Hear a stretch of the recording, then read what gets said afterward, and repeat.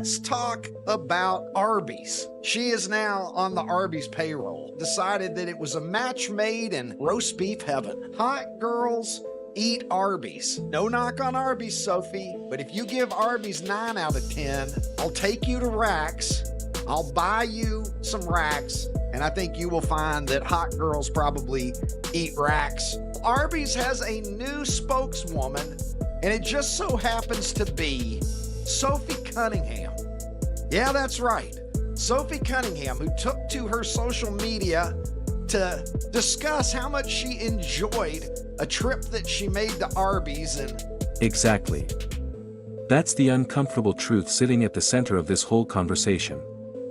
The WNBA says it wants growth, attention, respect.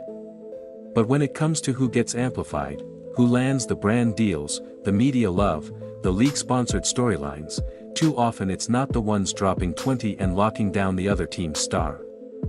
It's the ones who fit a marketable mold, polished, safe, social media ready. Meanwhile, players like Aaliyah Edwards are dominating without theatrics.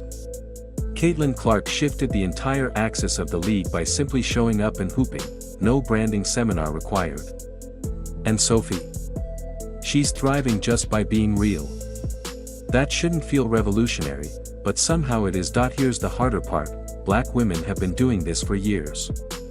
Winning, grinding, carrying teams, building culture. Yet unless it comes wrapped in a viral moment or a TV-ready persona, too often they're overlooked, or worse, undercut. It's not a talent problem. It's a spotlight problem. The league says it wants stories, but it keeps ignoring the most authentic ones. And fans? They notice. They're not dumb. They're starting to cheer louder for what's real than for what's algorithm approved. Because the truth is simple: basketball sells. The only question is whether the league has the courage to sell everyone who's playing it. 700,000 followers overnight.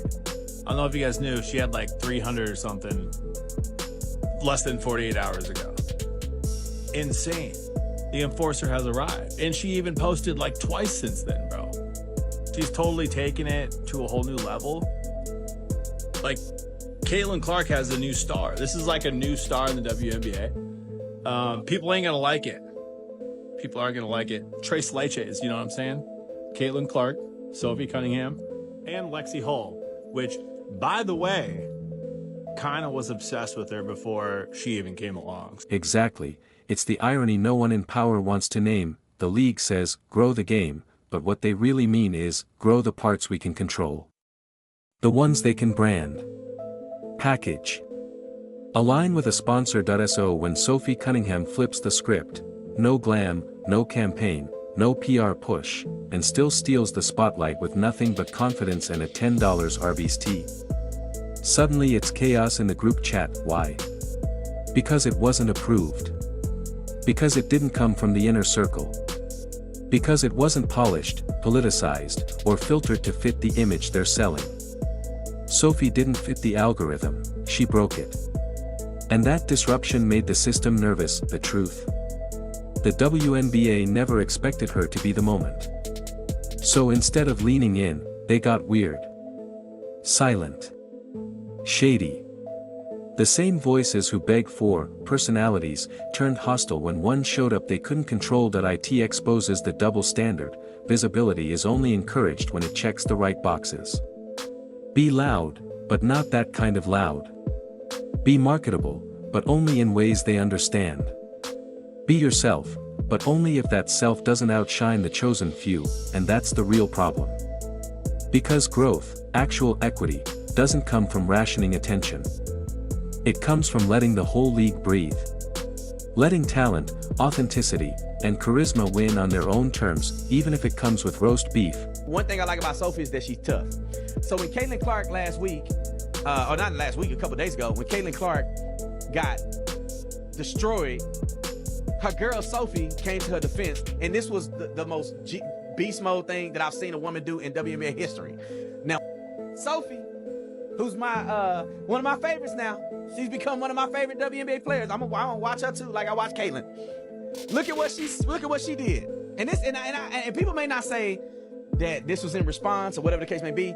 But I feel like Sophie is like, you want to play? Exactly. And this is where the conversation peels back to something deeper than merch drops or viral moments. Sophie isn't the threat, authenticity is. Because when someone rises without the carefully managed narrative, without the sponsorship strategy, without the social media choreography, it exposes just how hollow some of the league's current priorities are. She didn't follow the script. And yet here she is, moving merch, stealing headlines, and shaking up the ecosystem by simply being herself. That's the inconvenient truth. Sophie represents a blueprint that can't be controlled. And that makes the system nervous. The league and media machine still cling to polished packaging as the gold standard for marketability. Sophie broke that template, and in doing so, she revealed how fragile it really is, which leads to the bigger, uncomfortable question: why is authenticity threatening? Because it levels the playing field. It proves charisma and connection don't have to be engineered. It challenges the idea that visibility must be earned through drama, aesthetics, or influencer-level branding. And it forces hard reflection on who's being amplified, and who's being ignored. Despite bringing game, grit, and greatness every night, that IT also shifts the spotlight back where it belongs, on the ones who grind daily, who lead without theatrics, who hoop with no camera crew in sight. The ones whose marketability isn't manufactured, it's a byproduct of being real, consistent, and undeniably good. If the league wants to evolve, for real, it has to stop treating players like curated personalities and start celebrating them as athletes first.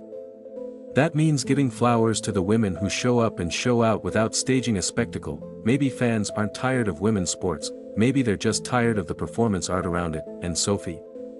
She didn't flip the league, she just held up a mirror. To the arena yesterday, wearing that. There she is right there. Let's just bring this up. Over at Tater Report. There she is right there. Hot girls eat Arby's. I can only imagine, and I have no idea. I would assume this is some kind of sponsorship with Arby's, right? Right there.